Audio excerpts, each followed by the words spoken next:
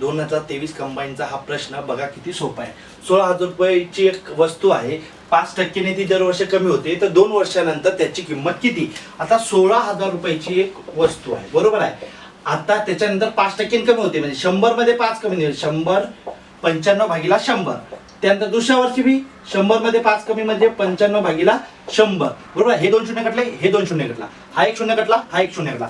आता इथे 95 दोनदा आहे, 95 दोनदा म्हणजे 95चा काय वर्ग, बरोबर आहे. आता ज्याच्या आखरीला 5 आहे त्याचा वर्ग तर काल मी सांगितला. 5चा वर्ग किती? 25, आणि 9च्या समोरची संख्या 10, म्हणजे 9 गुणिला 10 किती झालं? 90, बरोबर आहे. ही संख्या आली, म्हणजे 16 गुणिला 9025 आणि भागीला हा 10 उरला, बरोबर आहे. आता इथे जर काटलं 8 ने, इथे जर काटलं 5, म्हणजे 2 ने जर 2 ने भागेल तर 5 18 पंच 90, 0 आणि 5 5 25. आता तुम्ही 8 गुणिला 1805 केलं तर ते येते 14440, जे की आपलं उत्तर क्रमांक 2. मित्रांनो,